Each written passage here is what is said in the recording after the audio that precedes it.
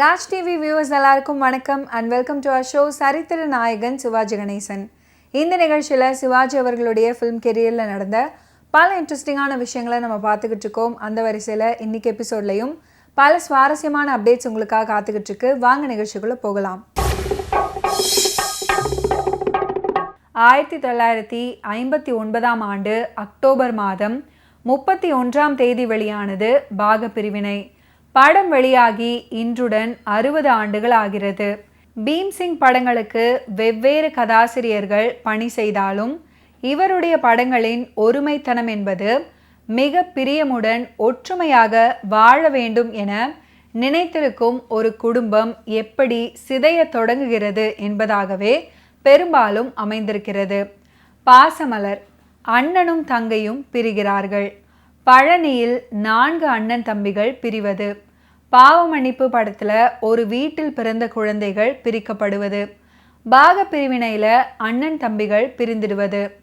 பார் மகளே பார் படத்தில் அக்கா தங்கைகள் பிரிந்திருப்பது. படிக்காத மேதையில் வளர்ப்பு மகன் அவனது குடும்பத்தை விட்டு பிரிந்து போவது. பாலும் பழமும் படத்தில் கணவன் மனைவி பிரிவது அப்படின்னு குடும்பத்தின் பிரிவு எப்படி ஒவ்வொருவரையும் பாதிக்கிறது அப்படின்றதாகவே அமைஞ்சிருக்கும். இதற்கு பின்னணியாக விவசாய பிரச்சனை, தொழிலாளர்களின் உரிமை, மத ஒற்றுமை என கருத்துக்களையும் சொல்லிவிடுவார். பாக பிரிவினை படத்தின் முதல் காட்சி, ஒரு சிறுவன் பட்டம் விட்டு கொண்டிருப்பான். அந்த பட்டம் ஒரு விளக்கு கம்பத்தில் மாட்டிக்கொள்ளும். அதை எடுக்க அந்த சிறுவன் அதில் ஏறுவான். மின்சாரம் தாக்கி கீழே விழுந்து விடுவான். பிறகு படத்தின் டைட்டில் கார்டு போடப்படும். அதன் பின் கதை வேறு ஒரு இடத்துல தொடங்கும். அப்படி அடிபட்டு விழுந்த சிறுவன் தான் சிவாஜி என்பது நமக்கு புரிந்தாலும் அதை படம் விலகாது. அதற்கென்று ஒரு காட்சியை வச்சிருப்பாங்க. அதில் ஒரு நிகழ்வு போல அந்த காட்சியை சொல்லி சென்றிருப்பார். இந்த யுத்தியை நவீன காலத்து படங்களும் எடுத்துக்கொள்வதை பார்க்கலாம். டைட்டிலுக்கு முன்பு ஒரு பின்னணி கதை சொல்லப்பட்டு அதனை தக்க சமயத்தில் கதையோடு இணைக்கும் யுக்தி அது. சிவாஜி அவர்களும் பீம்சிங் அவர்களும் ராஜா ராணி படத்தில் தொடங்கி தொடர்ந்து 20 வருட காலங்கள் பயணம் செய்தார்கள். என்ன மாதிரியான கதாபாத்திரம் அப்படின்னாலும் சிவாஜி இருக்கிறார் அப்படின்னு துணிந்து பீம்சிங் எடுத்த படங்கள் எல்லாமே இன்றளவும் நாம் யோசித்து பார்த்திராத களங்கள் தான். பீம்சிங் படங்களில் வருகிற நடிகர் திலகம் அப்பாவியானவர். பார் மகளே பார், பாவ மன்னிப்பு என சிவாஜி அவர்களுக்கு சில அரிய விதிவிலக்குகளும் உண்டு. மற்றபடி பாக பிரிவினை, பழனி, படித்தால் மட்டும் போதுமா, படிக்காத மேதை, பாசமலரில் வருகிற ஏழை சிவாஜி என இந்த கதாபாத்திரங்கள் எல்லாருமே அத்தனை வெள்ளந்திகள். ஆனால் ஒவ்வொரு வெள்ளந்தித்தனத்துக்கும் ஒரு தனி இயல்பு உண்டு. பாக பிரிவினை சிவாஜி அவர்கள் மனதில் எதையும் வைத்து கொள்ளாமல் சட்டென்று பேசிவிடுகிற குணம் கொண்டவர். படித்தால் மட்டும் போதுமா சிவாஜி அவர்கள் முதிர்ச்சியான அப்பாவித்தனம் கொண்டவர். படிக்காத மேதை சிவாஜி அவர்கள் அன்புக்காக எதையும் செய்யக்கூடிய அப்பாவித்தனம் வாய்த்தவர். பழனி படத்தில் சிவாஜி அவர்களுடைய கதாபாத்திரம் அந்த காலகட்டத்து உழைக்கும் மக்கள் கொண்ட அப்பாவித்தனத்தை அசலாக எடுத்து காட்டியவர். பாசமலரும் பச்சை விளக்கும் ஒரே கதைதான்.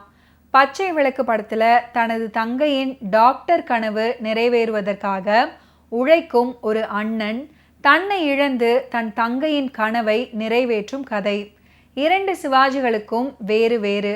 பீம்சிங் அவர்களுடைய படங்களுக்கு இருந்த வரவேற்புக்கு காரணம் சிவாஜி அவர்கள், விஸ்வநாதன் ராமமூர்த்தி, கண்ணதாசன் கதைகள் என பல காரணங்கள் இருந்தாலும் முக்கியமாக படங்களில் அவர் தருணங்களை உருவாக்கும் விதம் குறிப்பிட்டே ஆக வேண்டியது. கதைக்குள் ஒரு காட்சி என்பது போல இல்லாமல் அந்த காட்சியை கதையின் மையமாக மாற்றிவிடுவார். பார் மகளே பார் படத்தில் பிறந்த 2 பெண் குழந்தைகளில் ஒருவர்தான் தனக்கு பிறந்தது அப்படின்னு சிவாஜி அறிந்து கொள்ளும் தருணம். பாசமலர் படத்தில் தனது தங்கையே தன்னை எதிர்த்து பேசுகிறாள் அப்படின்றது. பச்சை விளக்கு படத்தில் தங்கையிடம் தனியாக பேச வேண்டும் என்று கேட்டு கணவனுடன் தாம்பத்திய வாழ்க்கையிலும் ஈடுபட வேண்டும் என்பதை சிவாஜி விஜயகுமாரியிடம் நாசுக்காக சொல்லும் காட்சி. படித்தால் மட்டும் போதுமா படத்தில் நான் ரசிகனும் அல்ல என்று பாடி முடித்துவிட்டு மனைவியிடம் கெஞ்சுவது. படிக்காத மேதை படத்துல வளர்ப்பு தந்தையான SV ரங்காராவ் அவர்களே சிவாஜி அவர்களை வீட்டை விட்டு போக சொல்லி அனுப்பி வைப்பது. பாக பிரிவினையில பாகம் பிரித்த பின் சிவாஜி அவர்கள் எல்லாரிடமும் உடைந்து அழுதபடி பேசுவது. பாலும் பழமும் படத்துல தன்னால் முதல் மனைவியை மறக்க முடியவில்லை அப்படின்னு 2ஆம் மனைவியான சவுகார் ஜானகியிடம் புரிய வைப்பது. பழனியில முதல் தம்பி வீட்டை விட்டு போன பின் மற்ற தம்பிகள் கிட்ட இனிமே நீங்களும் என்கிட்ட பேசாதீங்கடா, நீங்க பிரிஞ்சு போனா நான் செத்து போயிடுவேண்டா அப்படின்னு அழுகிற இடம் என இப்படி சொல்லிக்கொண்டே போகும் அற்புத தருணங்கள் பீம்சிங் படத்துல உண்டு. இந்த தருணங்கள் கதாபாத்திரங்களின் மனநிலையையும் கதையின் மையத்தையும் தொட்டு பின் வலுவாக நிலை பெற்றுவிடும். பாவ மன்னிப்பு மட்டுமல்லாது பீம்சிங்கின் எல்லா படங்களிலும் மாற்று மதத்தினரை காட்சியில் கொண்டு வந்திருப்பாரு. இதனைத் தொடர்ந்து தனது படங்களில் குறிப்பாக செய்திருப்பாரு. பழனியில் வரும் இப்ராஹிம், ஆலயம் படத்தின் தாமஸ், பச்சை விளக்கு ஜேம்ஸ் என இவர்கள் கதாநாயகனுக்கு அணுக்கமான நண்பர்களாக இருந்திருப்பாங்க. வட்டார மொழியிலையும் பீம்சிங் கவனமாக இருந்திருக்கிறாரு. கொங்கு, மதுரை வட்டார பகுதிகளின் மொழிகளை அதிகம் தன்னுடைய படங்கள்ல பேசவிட்ட இயக்குனர் அப்படின்னே சொல்லலாம். பீம்சிங் என்றதும் பாவரிசை படங்கள் இயக்குனவர் தானே அப்படின்னு மட்டும் சொல்லி செல்ல முடியாது. இன்று பேசுகிற 3 அடுக்கு கதைகள், ஒரு படத்துக்கு தேவைப்படுகிற நாடகத்தனம், உணர்ச்சி கொந்தளிப்புகள், கதாபாத்திர தன்மை என எல்லாவற்றையும் எந்த திரைப்பட பள்ளிக்கும் செல்லாமல் தனது அனுபவத்தின் மூலமாக மட்டுமே திரையில் காட்டிய மேதை அப்படின்னு சொல்ல வேண்டும். இன்று வரை தொலைக்காட்சி தொடர்களிலும் குடும்ப படங்களாக கொண்டாடப்படும் திரைப்படங்கள்லையும் பீம்சிங் படங்களின் சாயல்கள் உண்டு, கதைகள் உண்டு, அவர் படத்தின் காட்சிகள் உண்டு. குடும்பத்தில் ஏற்படக்கூடிய உறவு சிக்கல்கள் என்று ஒரு கதைக்குள் வகுத்து கொண்டு புதிய கதைகளை நாம் சொல்லிவிட முடியாதபடி எல்லாவற்றையும் பீம்சிங் சொல்லி சென்றிருக்கிறார். ஒரு இயக்குனரின் மகத்தான சாதனை இது, முறியடிக்கப்பட முடியாத சாதனையும் கூட.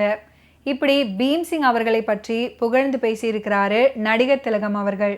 பாக பிரிவினை படத்துல ஒன்றாக இருந்த குடும்பம் சூழ்ச்சியினால் பிரிந்து மீண்டும் ஒன்று சேர்ந்தது போல் பிரிந்த புத்தா பிக்சர்ஸ் கூட்டணி இந்த படத்தின் மூலம் மீண்டும் ஒன்று சேர்ந்து தமிழ் திரையுலகிற்கு காவியங்களை கொடுத்துவிட்டு மறைந்து விட்டார்கள் அப்படின்றதே நிதர்சனமான உண்மை. ஓகே வியூவர்ஸ், இன்னைக்கு நிகழ்ச்சியில் நடிகர் திலகம் சிவாஜி கணேசன் அவர்களுடைய ஃபிலிம் கெரியரில் நடந்த பல இன்ட்ரெஸ்டிங்கான விஷயங்களை நீங்கள் பார்த்து தெரிஞ்சிருப்பீங்க. மீண்டும் அடுத்தடுத்த எபிசோட்ஸில் சந்திப்போம். நன்றி, வணக்கம்.